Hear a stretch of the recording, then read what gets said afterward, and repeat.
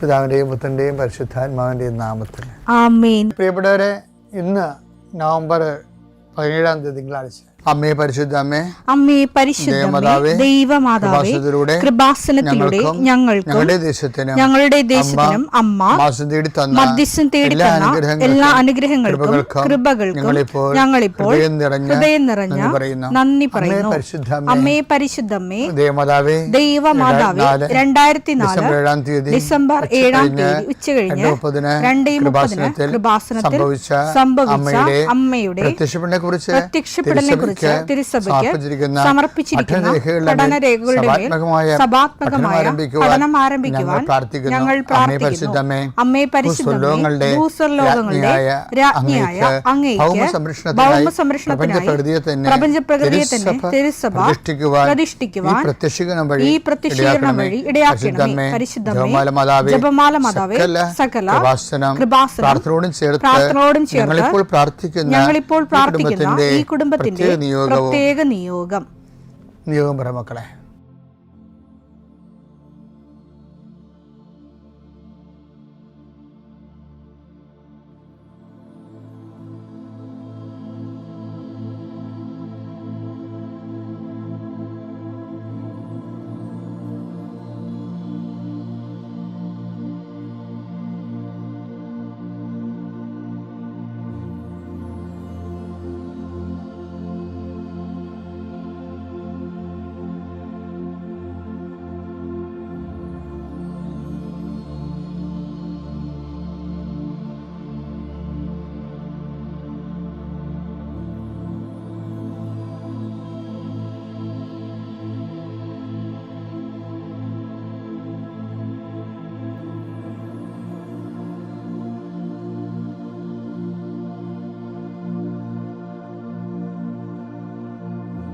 അമ്മയുടെ പ്രത്യക്ഷീകരണത്തിന്റെ ഈ അനുഗ്രഹവേളയിൽ ഞങ്ങൾക്ക് സാധിച്ചു തരുവാൻ കനിയണമേ. ആമേൻ. വിശ്വാസ പ്രമാണം. സർവശക്തനായ പിതാവും ആകാശത്തിന്റെയും ഭൂമിയുടെയും സൃഷ്ടാവുമായ ദൈവത്തിൽ ഞാൻ വിശ്വസിക്കുന്നു. അവിടുത്തെ ഏകപുത്രനും ഞങ്ങളുടെ കർത്താവുമായ ഈശോമിശിഹായിലും ഞാൻ വിശ്വസിക്കുന്നു. ഈ പുത്രൻ പരിശുദ്ധാത്മാവിനാൽ ഗർഭസ്ഥനായി കന്യകാമറിയത്തിൽ നിന്ന് പിറന്ന് പൊന്തിയോസ് പീലാത്തോസിന്റെ കാലത്ത് പീഡകൾ സഹിച്ച് കുരിശിൽ തറയ്ക്കപ്പെട്ട് മരിച്ച് അടക്കപ്പെട്ട് പാതാളങ്ങളിൽ ഇറങ്ങി മരിച്ചവരുടെ ഇടയിൽ നിന്ന് 3-ാം നാൾ ഉയർത്ത് സ്വർഗത്തിലേക്ക് എഴുന്നള്ളി സർവശക്തിയുള്ള പിതാവായ ദൈവത്തിന്റെ വലതുഭാഗത്തിരിക്കുന്നു. അവിടെ നിന്ന് ജീവിക്കുന്നവരെയും മരിച്ചവരെയും വിധിക്കുവാൻ വരുമെന്നും ഞാൻ വിശ്വസിക്കുന്നു. പരിശുദ്ധാത്മാവിലും ഞാൻ വിശ്വസിക്കുന്നു. വിശുദ്ധ കത്തോലിക്കാ സഭയിലും പുണ്യവാന്മാരുടെ ഐക്യത്തിലും പാപങ്ങളുടെ മോചനത്തിലും ശരീരത്തിന്റെ ഉയർപ്പിലും നിത്യമായ ജീവിതത്തിലും ഞാൻ വിശ്വസിക്കുന്നു. ആമേൻ. സ്വർഗ്ഗസ്ഥനായ ഞങ്ങളുടെ പിതാവേ, അങ്ങയുടെ നാമം പൂജിതമാകണമേ. അങ്ങയുടെ രാജ്യം വരണമേ. അങ്ങയുടെ തിരുമനസ് സ്വർഗത്തിലെ പോലെ ഭൂമിയിലും ആകണമേ. അന്നു വേണ്ടുന്ന ആഹാരം ഇന്ന് ഞങ്ങൾക്ക് തരണമേ. ഞങ്ങളോട് തെറ്റ് ചെയ്യുന്നവരോട് ഞങ്ങൾ ക്ഷമിക്കുന്നത് പോലെ ഞങ്ങളുടെ തെറ്റുകൾ ഞങ്ങളോടും ക്ഷമിക്കണമേ. ഞങ്ങളെ പ്രലോഭനത്തിൽ ഉൾപ്പെടുത്തരുതേ, തിന്മയിൽ ഞങ്ങൾ രക്ഷിക്കണമേ. ആമേൻ. നന്മ നിറഞ്ഞ മറിയമേ, സ്വസ്തി. കർത്താവ് അങ്ങയുടെ കൂടെ സ്ത്രീകളിൽ അങ്ങ് അനുഗ്രഹിക്കപ്പെട്ടവളാകുന്നു. അങ്ങയുടെ ഉദരത്തിൻ ഫലമായി ഈശോ അനുഗ്രഹിക്കപ്പെട്ടവനാകുന്നു. പരിശുദ്ധ മറിയമേ, തമ്പുരാന്റെ അമ്മേ, പാപികളായ ഞങ്ങൾക്ക് വേണ്ടി ഇപ്പോഴും ഞങ്ങളുടെ മരണസമയത്തും തമ്പുരാനോട് അപേക്ഷിക്കണമേ. ആമേൻ. കർത്താവേ, നിന്റെ ഉന്നതമായ നാമത്തിന് സ്തോത്രം ചെയ്യുന്നു. കർത്താവേ, നിന്റെ വിശുദ്ധ പൗരോഹിത്യത്തെ മഹത്വപ്പെടുത്തണമേ. കർത്താവേ, സഭയിലുള്ള സാന്നിധ്യം ദൃഢമാക്കണമേ. 39 വർഷം ഞാൻ അർപ്പിച്ച കൃപാന്റെ യുഗതിയായി കൃപാസ്ഥാന ജീവനോടെ പ്രത്യക്ഷപ്പെട്ട മാതാവിൻ്റെ മാധ്യസ്ഥയിൽ അത്താറയിൽ നടന്ന 10,000-കണക്കിന് ആരാധന ശക്തിയാൽ കൃപാസനത്തിൽ നടന്ന റാലിയുടെ ലക്ഷക്കണക്കിന് ജപമാല പ്രാർത്ഥനയുടെ ശക്തിയാൽ അങ്ങയുടെ മക്കൾക്ക് വേണ്ടി പ്രാർത്ഥിക്കുന്നു. പ്രത്യേകിച്ച് പ്രാർത്ഥനയിൽ തളർന്നു പോയവരെ, പ്രത്യേകിച്ച് പ്രാർത്ഥനയിലെ ബലം നഷ്ടപ്പെട്ടു പോയവർ, അവരുടെ ജീവിതത്തിന് സങ്കടങ്ങളും ദുരിതങ്ങളും കാരണം പ്രാർത്ഥിക്കാൻ പോലും മനസ്സ് തോന്നാത്തവർക്ക് ഈ പ്രാർത്ഥന കൊണ്ട് ഞാൻ നിന്നെ ആശീർവദിക്കുന്നു. നിൻ്റെ വഴികളിൽ അഹരോൻ്റെ ഉണക്ക ബദാം കമ്പ് പച്ച പിടിച്ചതുപോലെയും കായ്ച്ചതുപോലെയും പൂത്ത് കായ്ച്ചതുപോലെ ദേവതരെ ഈ ആശീർവാദ സമയം നിൻ്റെ നഷ്ടപ്രതീക്ഷകൾ പൂവണിയുകയും നീ വേണ്ടെന്ന് വെച്ച് അവസാനിപ്പിച്ച എല്ലാ കാര്യങ്ങളുടെ മേൽ കർത്താവ് പുതിയ മുളകൾ നിനക്ക് മുളപ്പിച്ചു തരികയും നീ നിന്നുപോയ കാര്യങ്ങൾ, നീ വേണ്ടെന്ന് വെച്ച് തള്ളിക്കളഞ്ഞ കാര്യങ്ങളുടെ മേൽ ദൈവം നിനക്ക് പുതിയ പ്രത്യാശ നൽകാൻ വേണ്ടി ഞാൻ ആശീർവദിക്കുന്നു.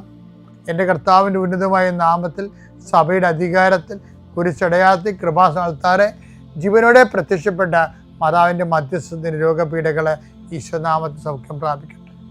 കഴിഞ്ഞ ദിവസം നമ്മുടെ കൃപാസനത്തിൽ രസകരമായ സാക്ഷ്യം ഉണ്ടായിരുന്നു.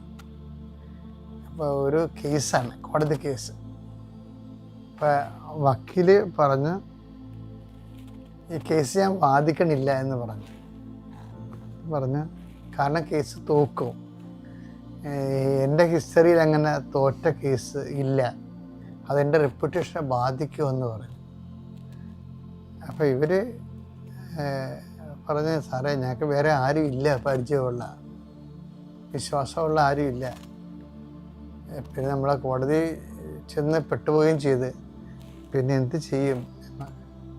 അപ്പം അത് സത്യം പറഞ്ഞാൽ അവർ പറഞ്ഞത് ശരിയായിരുന്നു. അപ്പം കേസിൻ്റെ തലേ ദിവസം അവർ വന്ന് കൃപാസനത്തിൽ ഇരിക്കുകയാണ് മാതാവിൻ്റെ അടുത്ത്. നാളെ കേസാണല്ലോ. അപ്പോൾ കാര്യം അവർക്ക് ആരുമില്ല, വക്കീലും കൈ ഒഴിഞ്ഞല്ല, കേസ് തോക്കും, പിന്നെ മാതാവ് മാത്രമേ ഉള്ളൂ. അപ്പം ആ ഒരു ഉദ്ദേശത്തിലാണ് അവർ രാവിലെ തൊട്ട് വൈകുന്നേരം വരെ കൃപാസനത്തിൽ മാതാവിൻ്റെ മുഖത്ത് നോക്കി പ്രാർത്ഥിച്ചുകൊണ്ടിരിക്കുക. അപ്പം ഒരു 3:30 വക്കീൽ വിളിച്ചു വരാം. അപ്പം സാറേ എന്താ നാളല്ല കേസ്, ഞങ്ങൾക്കറിയാവേ, നിങ്ങൾ എവിടെയാണെന്ന് ചോദിച്ചു. ഞങ്ങൾ കൃപാസനത്തിലാണ്, നാളെ അല്ലേ കേസ്, ഞങ്ങൾക്കറിയാവേ. അപ്പോൾ വക്കീൽ പറയും അത് നാളെ അല്ല ഇന്നാണതെന്ന്, കേസ് ഇന്നാണ്. അപ്പോൾ അവർ ഞെട്ടിപ്പോയി, കേസ് ഇന്നാ? ആ നിങ്ങളുടെ കേസ് ഇന്നായിരുന്നു, നാളെയാണ് ഇവിടെ പോസ്റ്റ് ചെയ്തിരിക്കണമെങ്കിൽ കേസ് ഇന്നെടുത്ത് ആ കേസ് തള്ളിപ്പോ എന്ന് പറഞ്ഞു.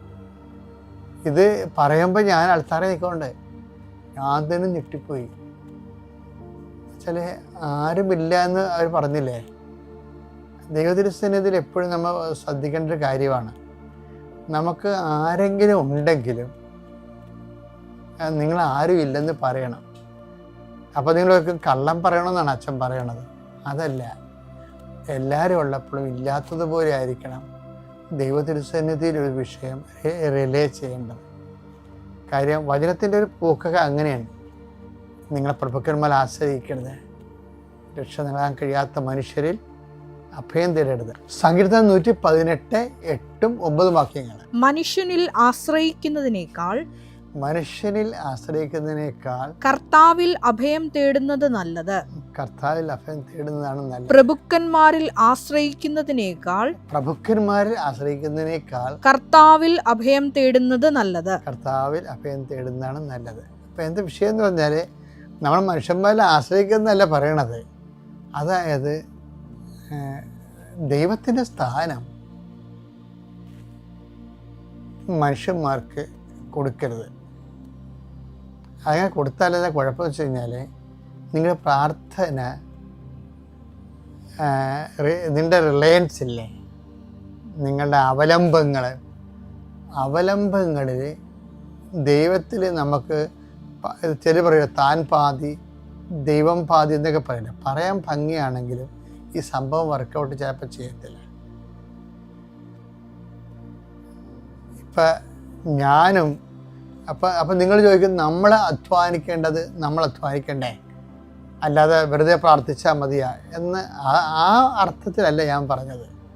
മറിച്ച് നമുക്ക് ഈ കഴിവുകളൊക്കെ ഉണ്ടെങ്കിലും അതെല്ലാം തന്ന ദൈവം. അപ്പോൾ ദൈവത്തെ റിലേ ചെയ്യുമ്പോൾ നമുക്ക് ഭാഗികമായിട്ട് ചെയ്യാൻ പറ്റത്തില്ല. അതാണ് ഞാൻ ഉദ്ദേശിച്ചത്. ഭാഗികമായിട്ട് ചെയ്യാൻ പറ്റത്തില്ല.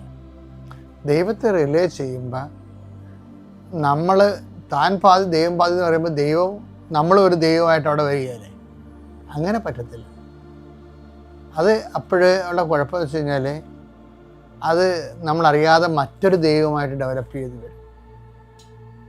അതുകൊണ്ടാണ് ബൈബിൾ എപ്പോഴും പറയണത്, ഞാനല്ലാതെ മറ്റൊരു അവലംബം നിങ്ങൾക്കുണ്ടാവരുതെന്ന്.